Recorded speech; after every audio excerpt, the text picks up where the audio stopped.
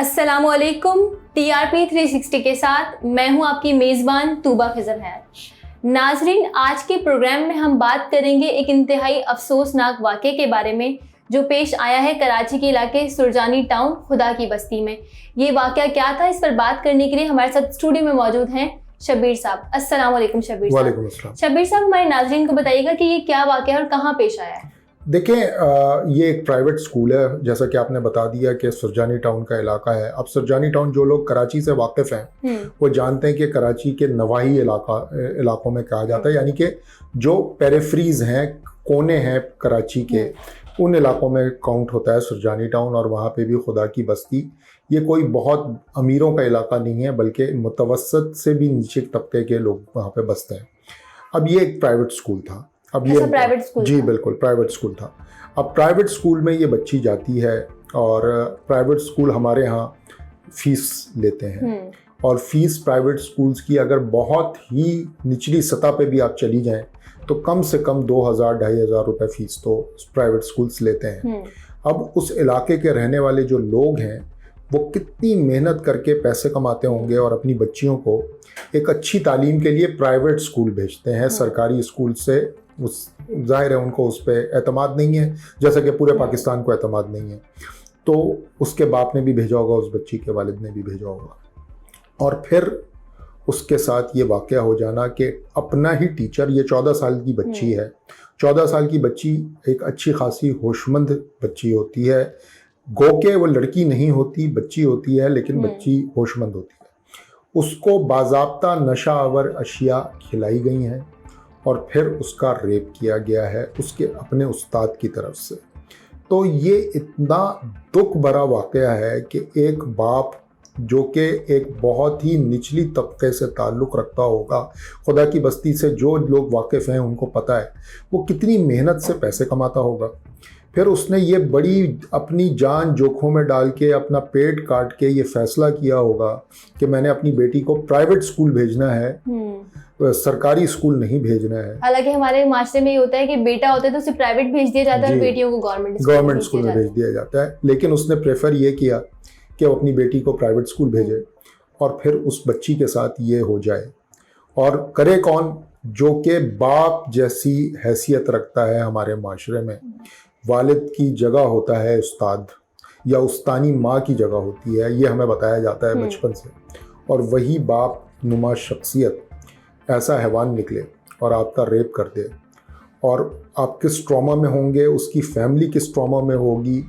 अब ये हुआ है कि जी सिंध हुकूमत ने इसका नोटिस लिया है, एक इंक्वायरी कमीशन बना है, और शैला रज़ा साहिबा जो कि वुमेन वेलफेयर की मिनिस्टर हैं, वो उन्होंने इसका नोटिस लिया है। लेकिन मैं आपको बताऊं कि दुख की बात यह है कि शैला रज़ा साहिबा इन मामलात में नोटिस तो बड़ी फुर्ती से लेती हैं, उसके बाद वो गायब हो जाती हैं। जब थोड़े दिनों के बाद ये वाक़या दबना शुरू होता है तो वो गायब हो जाती हैं। ऐसा इस मामले में ना हो, ये उम्मीद करनी चाहिए हमें।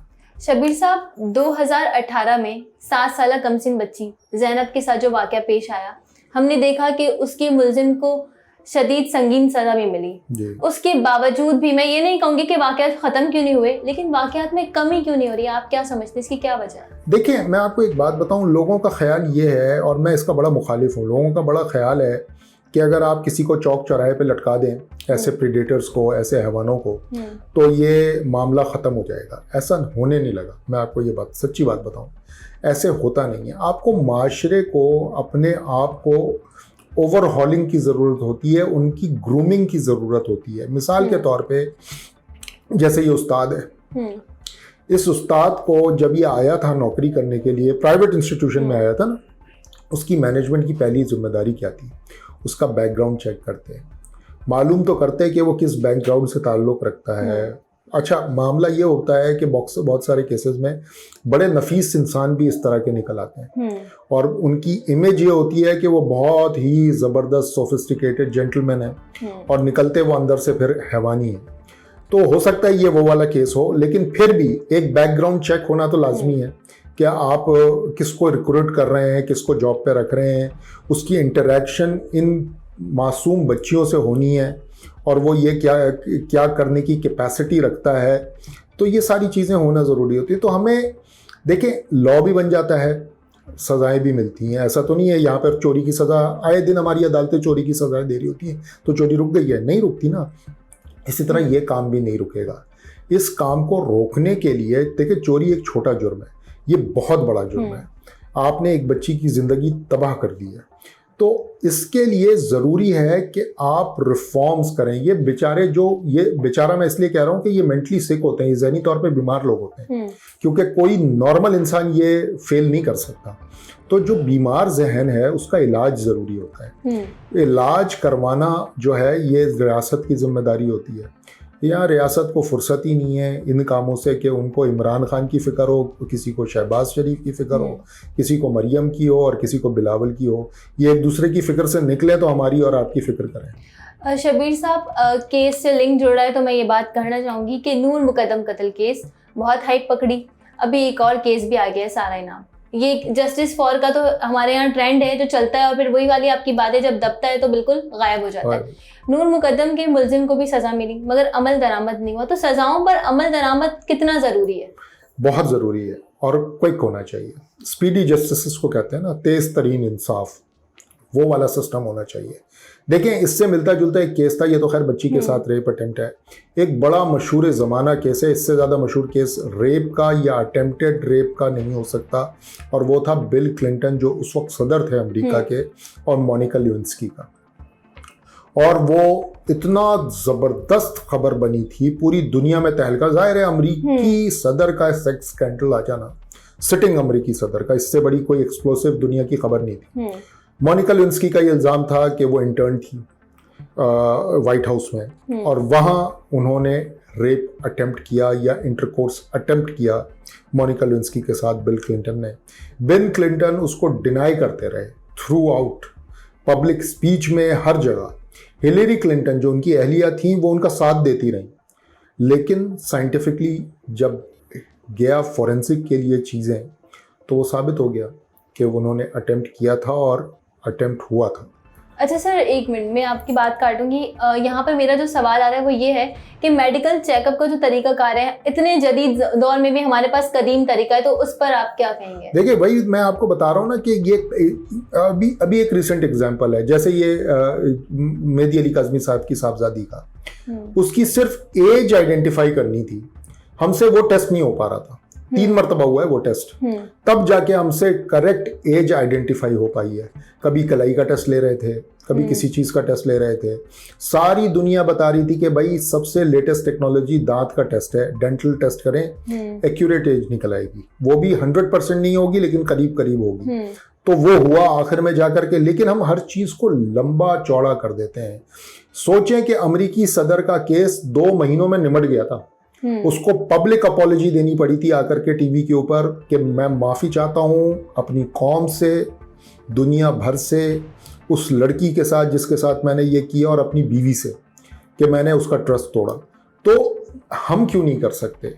जब अमेरिकी सदर का ये मामला हो सकता है तो हम क्यों नहीं कर सकते? लेकिन मसला ये है कि हम लोग जो है वो करना चाहते नहीं हैं।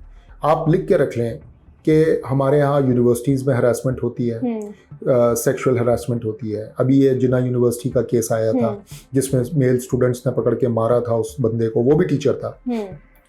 तो ये मामलात इस तरह रुकने वाले नहीं है, लेकिन ये सबसे हीनस क्राइम है जो अब हुआ है ये स्कूल की बच्ची के साथ, क्योंकि यहाँ पूरा रेप हुआ है उसका। वो ट्रॉमा लेके पता नहीं ज़िंदगी भर क्या जीती रहेगी। आप कम से कम एक एग्जाम्पल तो सेट कर सकते हैं ना कि भाई ये केस है, ये टेस्ट हुआ और अगले 1 हफ्ते 2 हफ्ते में ट्रायल हुआ और आपने उसे सज़ा दे दी। ठीक है, फिर वो आगे अपीलें करता रहेगा, जाहिर है वो अपील तो करेगा, ट्रायल कोर्ट से वो हाई कोर्ट जाएगा, हाई कोर्ट से सुप्रीम कोर्ट जाएगा, वो सारी बातें ठीक है, लेकिन आप एग्जाम्पल तो सेट करें। लेकिन यहाँ पे वो होते ही। हाल ही दिनों में हम ये देख रहे हैं कि हैरेसमेंट के बहुत सारे केसेस सामने आ रहे हैं। हैरेसमेंट 3 तरह की होती है, ज़बानी, नफ्सियाती और फिजिकली जो होती है हैरेसमेंट वो होती है। आप हमारे नाजरीन को, जो पेरेंट्स देख रहे हैं, जो ख़वातीन, जो बच्चियां देख रही हैं, आप उन्हें क्या मैसेज देना चाहेंगे? देखिए, मैसेज सबसे अच्छी इंकरेजिंग बात तो ये जो आप बता रही हैं कि आए रोज़ वाक़यात सामने, इसका मतलब लोग बोल रहे हैं। लड़कियां वोकल हो गई हैं, लड़कियां बताती हैं, किसी को भी कॉन्फिडेंस में लेके बता देती हैं, ये बहुत अच्छी बात है। पहले एक ज़माना था कि लड़कियां दबा के बैठ जाती थी इन बातों को, वो दौर रहा नहीं, ये बड़ी इनकरेजिंग बात है। एक बात। दूसरी बात, करना क्या चाहिए फौरी तौर पर? फौरी तौर पर ये करना चाहिए कि आजकल बहुत सारे टूल्स हैं आपके पास। मिसाल के तौर पे एम्बुड्स पर्सन है, मोतसिब बैठी हुई हैं इस्लामाबाद में, जो कि जिनसी हरासानी के हवाले से, कशमाला तारिक साहब, आप डायरेक्टली उनको अप्रोच कर सकते हैं। फिर आप FIA जा सकते हैं, जहां पर बाज़ाब्ता हैरासमेंट के हवाले से, क्योंकि हैरासमेंट जो है वो व्हाट्सएप के जरिए होती है, डिजिटल बहुत होती है, ठीक है, साइबर बहुत होती है, उसको आप अप्रोच कर सकते हैं। आप FIA को शिकायत कर सकते हैं। FIA इस बारे में बड़ी एक्टिव होती है और वो काम करती है। फिर national commission for human rights है, यहाँ सिंध के अंदर भी मौजूद है, वहाँ पे जा सकते हैं। सिंध हुकूमत का अपना हरासानी का एक इदारा है, उसमें आप रिपोर्ट कर सकते हैं। तो देखें, एवेन्यूज़ तो अवेलेबल है। मसला कहाँ आता है? मसला ये आता है कि लड़की गई, उसने अपनी वालदाएँ को ज़्यादा बताई जाती हैं, वालदा दबा जाती हैं बात को। वो नहीं करना चाहिए, उनको इनकरेज करना चाहिए अपनी बेटियों को कि बेटा जाओ, मैं चलती हूँ तुम्हारे साथ, कंप्लेंट लॉन्च करो। और इनको, जो भी ये बदमाश आदमी है, बदतमीज़ आदमी है, इसको इसके कैफरे किरदार तक पहुंचाओ। इसमें फैमिली का सपोर्ट सिस्टम का ना होना बहुत ज़रूरी है। और मुझे खुशी है कि आजकल जो है फैमिलीज़ जो हैं वो सपोर्ट कर रही हैं, तभी ये वाक़यात मीडिया में आ रहे हैं, नहीं तो ये दब जाते थे। Thank you so much Shabbir साहब। तो नाज़रीन, आज के प्रोग्राम में हमने पूरी तफसीली बात की कि हैरेसमेंट क्या है, इससे किस तरीके से बचा जा सकता है। जो वाक़या खुदा की बस्ती में पेश आया, हमारी दुआ है कि आइंदा किसी भी वालिदैन को इस कर्ब से ना गुजरना पड़े। तो इसी के साथ मुझे दीजिए इजाज़त, मिलते हैं अगले प्रोग्राम में। अल्लाह निगहबान।